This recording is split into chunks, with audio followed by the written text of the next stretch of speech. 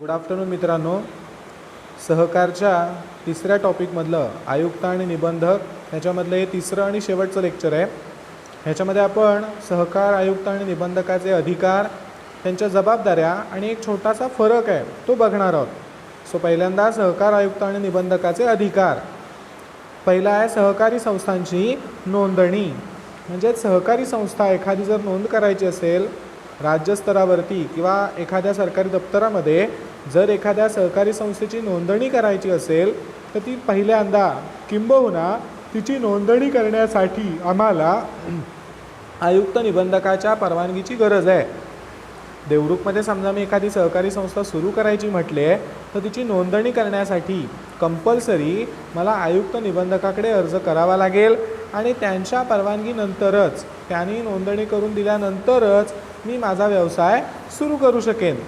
So सहकारी संस्थांची नोंदणी करण्याचा अधिकार हा फक्त आणि फक्त आयुक्त आणि निबंधकांना असतो. दुसरा मुद्दा आम्ही लिहिला आहे पोट नियमांना मान्यता. म्हणजेच उपविधींना विविध प्रकारचे नियम असतात, विविध प्रकारच्या गोष्टी सहकारी संस्था निर्माण करताना ठरवल्या जातात.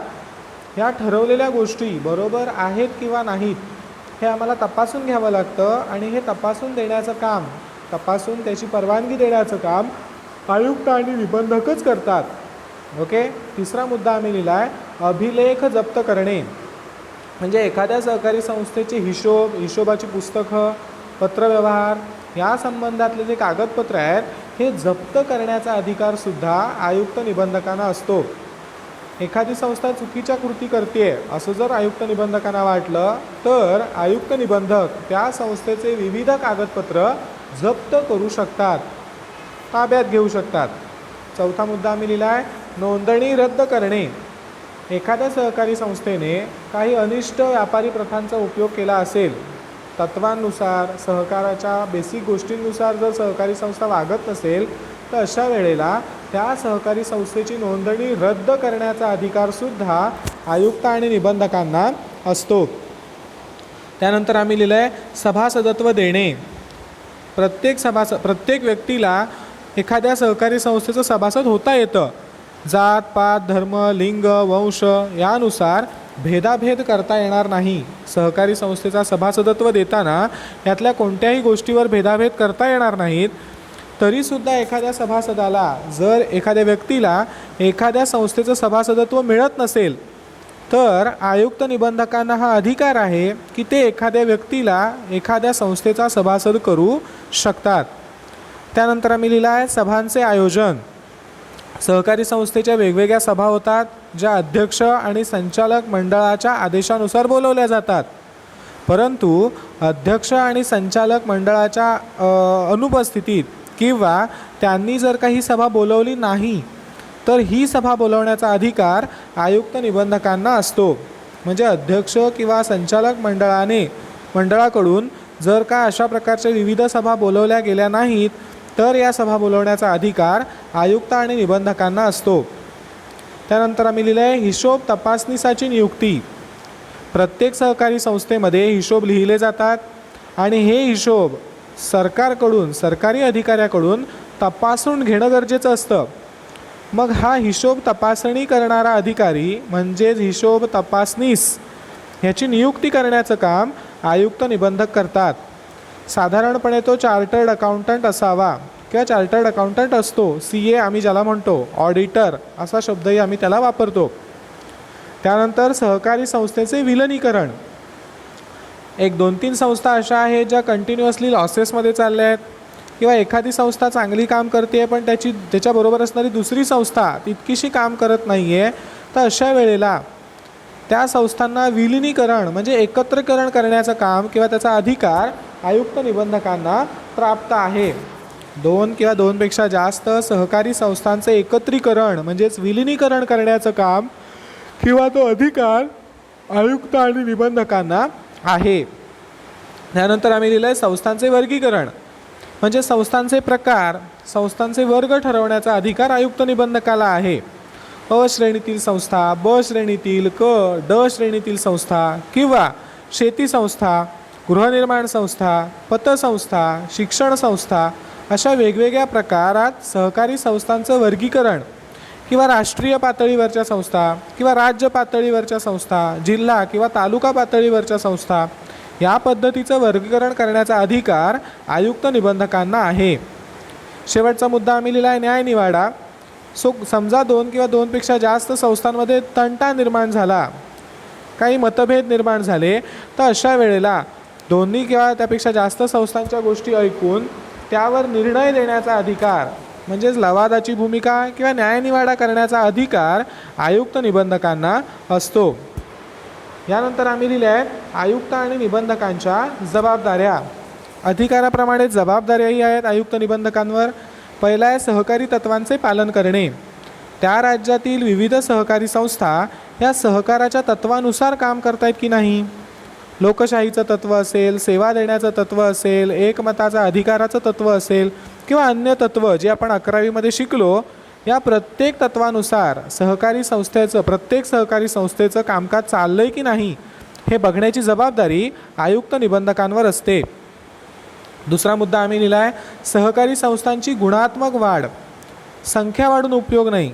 आज 2000 संस्था महाराष्ट्रात होत्या, 1 वर्षानंतर त्या 4000 झाल्या. ही झाली संख्यात्मक वाढ. या उलट गुणात्मक वाढ म्हणजे काय? त्याच्या भांडवलात वाढ झाली, त्याच्या कार्यक्षेत्रात वाढ झाली, त्याच्या सभासद संख्येमध्ये वाढ झाली, त्याच्या उत्पादनांमध्ये वाढ झाली, त्याच्या उद्देशांमध्ये वाढ झाली. याला आम्ही गुणात्मक वाढ असं म्हणतो. सहकारी संस्थांची गुणात्मक वाढ करण्याची जबाबदारी आयुक्त निबंधकांची असते. त्यानंतर संस्थेच्या कार्यात एकसूत्रीपणा राखणे. विविध संस्था विविध पद्धतीने कामं करत असतात. ज्या पद्धतीने शिक्षण संस्था काम करतील त्या पद्धतीने गृहनिर्माण संस्था करतीलच असं नाही, किंवा ज्या पद्धतीने गृहनिर्माण संस्था काम करतील त्या पद्धतीने पतसंस्थांचं काम चालेल असंही नाही. मग अशा वेळेला या विविध प्रकारच्या संस्थांच्या कामकाजात एकसूत्रीपणा कसा आणता येईल याबद्दल निर्णय, धोरणं ठरवणं, नियम ठरवणं, त्याची अंमलबजावणी करणं आणि हे एकसूत्रीपणा त्यांच्या कारभारात आणण्याचं अधिकार किंवा ही जबाबदारी आयुक्त आणि निबंधकांची असते. त्यानंतर आम्ही लिहिलं आहे अपप्रवृत्तींना आळा घालणे. म्हणजे विविध प्रकारच्या सहकारी संस्थांमध्ये कोणत्याही प्रकारच्या अनिष्ट व्यापारी प्रथा होणार नाहीत. सहकाऱ्यांची, सभासदांची, ग्राहकांची फसवणूक होणार नाही सहकारी संस्थांमार्फत. याकडे लक्ष देण्याची जबाबदारीसुद्धा आयुक्त आणि निबंधकांची असते. त्यानंतर समन्वय साधणे. म्हणजे सरकार आणि विविध सहकारी संस्था यांच्यामधला दुवा म्हणून आयुक्त निबंधक काम बघत असतात. मग अशा वेळेला या संस्था आणि सरकारमध्ये योग्य पद्धतीने समन्वय राहील हे बघण्याची जबाबदारी आयुक्त आणि निबंधकांची असते. देन व्यवस्थापन समिती विरुद्ध कारवाई. जर एखाद्या सहकारी संस्थेची व्यवस्थापन समिती योग्य पद्धतीने काम करत नसेल किंवा व्यवस्थापन समितीच्या चुकीच्या निर्णयांमुळे सहकारी संस्थेला हानी पोचत असेल तर अशा वेळेला अशा व्यवस्थापन समितीविरुद्ध कारवाई करण्याची जबाबदारीसुद्धा आयुक्त निबंधकांचीच आहे. त्यानंतर आम्ही लिहिलं आहे अंकेक्षण व्यवस्था. म्हणजे एखाद्या संस्थेचे हिशोब कसे लिहिले पाहिजेत, ते हिशोब तपासून कसे घेतले पाहिजेत, ते हिशोब कोणी तपासले पाहिजेत, त्यावरचा रिमार्क जो काही रिपोर्ट असेल, अहवाल असेल, हा कशा पद्धतीने असला पाहिजे किंवा हा रिपोर्ट कधीपर्यंत सरकारकडे सादर झाला पाहिजे, या सगळ्या प्रोसेसला, या सगळ्या कृतीला आम्ही म्हणणार आहोत अंकेक्षण व्यवस्था. हिशोब लिहिणं, हिशोब तपासून घेणं आणि त्या संदर्भातील अहवाल सरकारकडे जमा करणं, याला एकत्रितपणे आम्ही अंकेक्षण व्यवस्था असं म्हणतो. ही अंकेक्षण व्यवस्था लावण्याची जबाबदारी आयुक्त आणि निबंधकाची आहे. त्यानंतर आम्ही लिहिलं आहे संस्थेचे समाप्तीकरण करणे. एखादी संस्था जर कंटिन्युअसली चुकीच्या ट्रेड प्रॅक्टिसेस, व्यापारी कृती करत असेल किंवा समन्वय नसेल किंवा नियमांचं वारंवार उल्लंघन करत असेल तर अशा वेळेला अशी सहकारी संस्था समाप्त म्हणजे बरखास्त करण्याची जबाबदारीसुद्धा आयुक्त निबंधकांची आहे. देन 9वा मुद्दा आम्ही लिहिला योग्य प्रशासन. सहकारी संस्थांचं नियोजन करावं लागेल, त्यांचा विकास करावा लागेल. मग अशा वेळेला त्यांचं प्रशासन योग्य पद्धतीने असणं गरजेचं आहे. सरकारकडून येणाऱ्या वेगवेगळ्या सूचना असतील, पत्रव्यवहार असतील, हे त्या सहकारी संस्थांपर्यंत पोचवणं, सहकारी संस्थांच्या अडीअडचणी सरकारकडे मांडणं म्हणजे सहकारी संस्थांचं प्रशासन चालवणं, ही जबाबदारीसुद्धा आयुक्त निबंधकांची असते. शेवटचा मुद्दा आम्ही लिहिला आहे, नोंदणी दाखला देणे. एखाद्या सहकारी संस्थेने आयुक्त निबंधकांकडे नोंदणीसाठी अर्ज केलेला असेल तर 3 महिन्यांच्या आत त्या नोंदणी अर्जावर योग्य पद्धतीने कारवाई करून त्या संस्थेची नोंदणी करून घेणं गरजेचं आहे, किंवा जर त्याच्यात काही त्रुटी असतील तर त्या नोंदणी अर्जातील त्रुटींची पूर्तता करून नोंदणी अहवाल देणं, नोंदणी दाखला देणं ही आयुक्त निबंधकांची जबाबदारी आहे. ठीक आहे. शेवटचा प्रश्न आपल्याला बघायचा आहे, जो आहे अध्यक्ष आणि आयुक्त निबंधकातील फरक. अध्यक्ष म्हणजे कोण हे आम्ही पहिल्या टॉपिकमध्ये शिकलो आहे. सहकारी संस्थेचा प्रमुख त्याला आम्ही अध्यक्ष असं म्हणतो. या उलट आयुक्त आणि निबंधक म्हणजे कोण, तर एखाद्या राज्यातील सर्व सहकारी संस्थांचा कायदेशीर अधिकारी त्याला आम्ही आयुक्त निबंधक म्हणतो. ठीक आहे. त्याचे 7 मुद्दे आम्ही लिहिले आहेत. आपण एक एक मुद्दा बघूया. पहिला आहे अर्थ. कार्यकारी समिती किंवा संचालक मंडळाच्या प्रमुखाला अध्यक्ष असे म्हणतात. सभासदांमधून संचालक मंडळ निवडलं जातं. संचालक मंडळाचा प्रमुख हा अध्यक्ष असतो. या उलट सहकारी संस्थांच्या नोंदणीसाठी व सहकारी चळवळीवर नियंत्रण ठेवण्यासाठी राज्य शासनाने नेमलेली व्यक्ती म्हणजे सहकार आयुक्त व निबंधक होय.